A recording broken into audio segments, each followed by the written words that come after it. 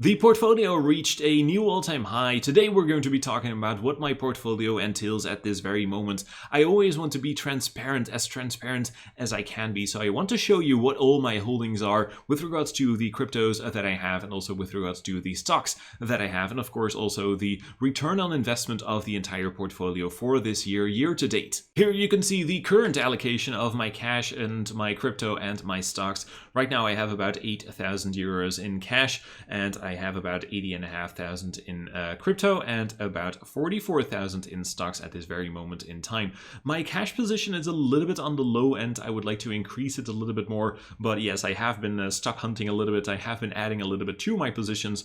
So that is basically the reason for my lower cash position at this very point in time. And the other reason is, of course, that last month, of course, I have been buying a car, which of course cost me about 5,000 euros. So that has been deducted from my cash position as well. So as you can see, we reached a new all-time high in October, or at least at the last day of October. Usually I make these portfolio updates at the last day of the month or the first day of the month. So right here we can see that the current portfolio has a net worth of about 124,000, which is a beautiful new all-time high. So let's check out these stocks that I currently have in my portfolio. We can see that TPGY is still in the first position with 14% of the portfolio allocated to TPGY hopefully merging with EVBox, as you might know if you have been watching my videos about TPGY. Then let's see if in the next couple of months we're going to have some definite news about this company. 11% is allocated to Tesla. Tesla is on an absolute tear at this very moment, and yes, I am taking a little bit of profits, and I might be taking more profits soon because the rise is quite astronomical, and I do believe a correction is upon us after the run-up has been ended. 9% has been allocated to STEM at this very moment. Don't really need to say anything much about that. By the way, in general, my strategy is to try and invest in the leaders of certain niches. So with regards to TPGY, for example, that is going to hopefully merge with EVBox, EVBox being one of the leaders of EV charging, Tesla, of course, being the leader of EVs, STEM being one of the leaders of energy storage, energy distribution, and artificial intelligence, all that combined. ChargePoint, one of the leaders in EV charging as well. 9% is in ChargePoint. Teladoc, leader in telehealth. 9% in Teladoc. AgEagle, hopefully the leader in drone technologies in the future. Right now, I believe the valuation of AgEagle is becoming more and more interesting. So about 9% is allocated to AgEagle. 8% goes to Lemonade. Lemonade is one of the leaders in digital insurance, or if not the leader in digital insurance. So I definitely like that one.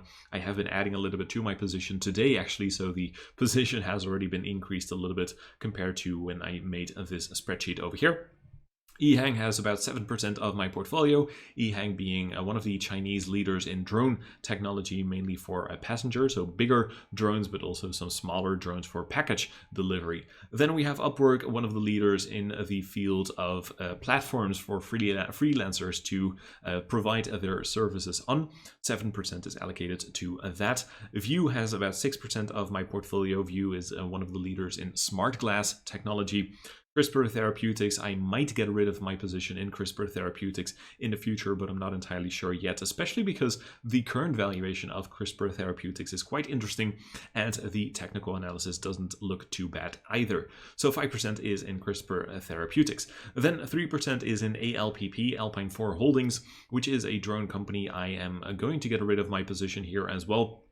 Now we finally have gotten the uplisting to the Nasdaq, so let's see if we are going to get another boost to the upside. We already had a very nice boost to the upside. I've taken a little bit of profits just a few weeks ago, I believe, but I haven't sold my entire position just yet, but I will likely do so pretty soon.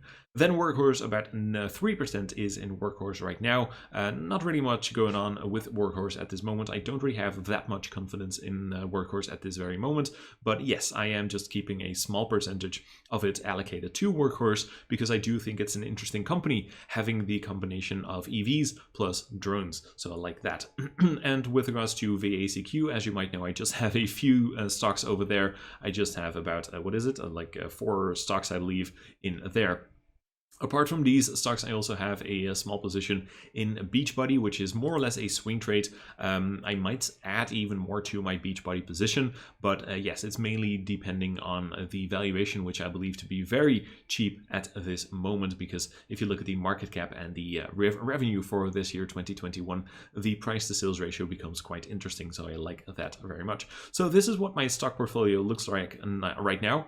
Then let's go to crypto at this moment, and we can see that crypto currently has a total position of 80,500 euros. Now, Bitcoin is still my largest position, of course. 62% of my crypto portfolio is allocated to Bitcoin. I wouldn't mind lowering this a little bit, taking some profits on Bitcoin in the next couple of months if we see a beautiful run up to the upside, of course, if plan B is actually going to be correct and we're going to see prices above 100,000 euros or dollars at the end of this year, then I wouldn't mind taking some profits and potentially dropping that into stocks or maybe some other altcoin instead. 14% of my crypto portfolio is in Ethereum right now, 12% is in Polkadot, and by the way, I also try to invest in the leaders of niches, so Bitcoin being the leader of crypto in general, Ethereum being the leader of smart contracts, Polkadot being the leader in, well, basically layer 0 technology. Aave, and by the way, Polkadot is going to have a very interesting month and a very interesting week next week when the parachain auctions are going to start. And today, Polkadot had a very beautiful run up, so this position has already increased by like 13% as of today because, yeah, they had a beautiful run up.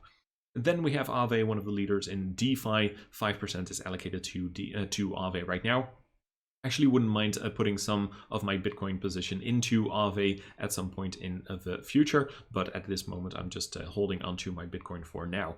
Then we have Chainlink, a leader or the leader in oracles, of course, so the bridges between the real world and the crypto world. So 5% is allocated to that. Wouldn't mind adding a little bit to my position over there as well. And then I just have a little bit of skill, so that is the token of Crypto Blades. Still have it. It doesn't really do a lot. It has been going down a lot in value, but yes, well, I still keep my 1% allocation to Crypto Blades to skill if we do see a run up back to the upside.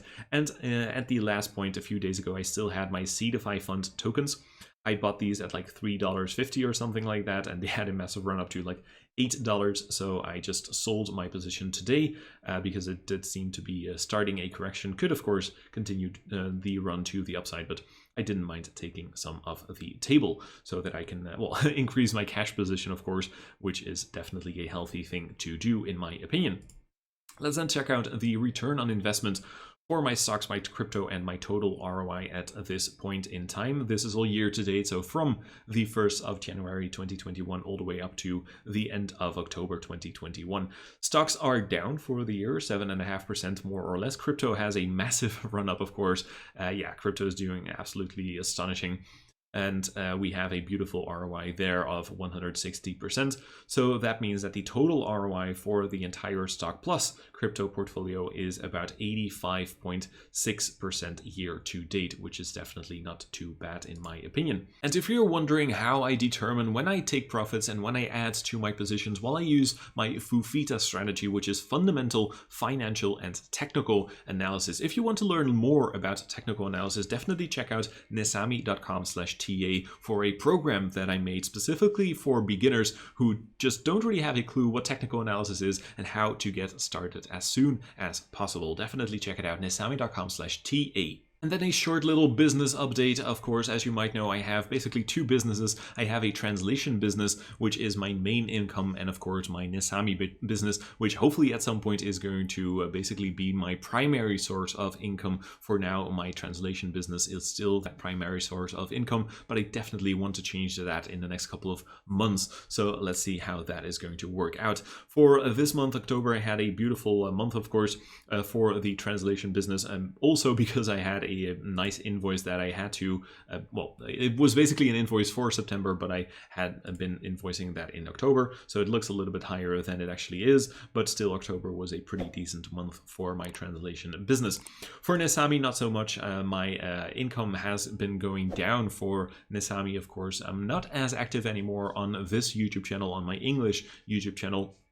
So that is also why the revenue for YouTube has been going down over the last couple of months.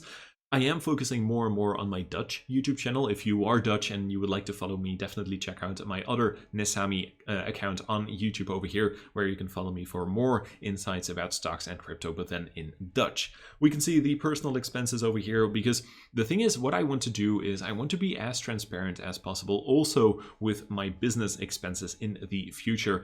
I am thinking about doing something like a quarterly report where I mention what I spend my money on, because the thing is, I want to make sure that people know that I'm not spending this stuff on a Lamborghini or whatever, but I'm actually spending it all on my mission to make sure that everyone can lead a financially healthy life.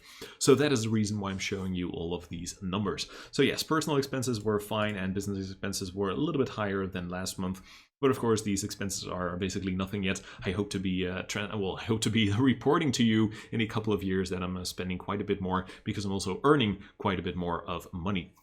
So let's see how we can grow the Nesami business in a big way for sure. Now, one last note about my portfolio, because as you might know, it is a very high risk and a very high, hopefully, reward portfolio. So keep in mind that it is very high risk, and I definitely don't recommend this portfolio to everyone, because I do think that this portfolio could cause a lot of stress to a lot of people. But luckily for me, it doesn't cause any stress at all, because I like having all of this risk and having a great high reward in the future, hopefully. Now, if you haven't watched this video yet about the Polkadot parachain auctions, definitely make sure to do so, because I believe Polkadot is going to have a couple of very, very interesting weeks in the near future. But if you have already watched that video about Polkadot, make sure to watch my mission statement right over here. And with that being said, I would like to thank you for your time, and hopefully until the next one. Bye-bye.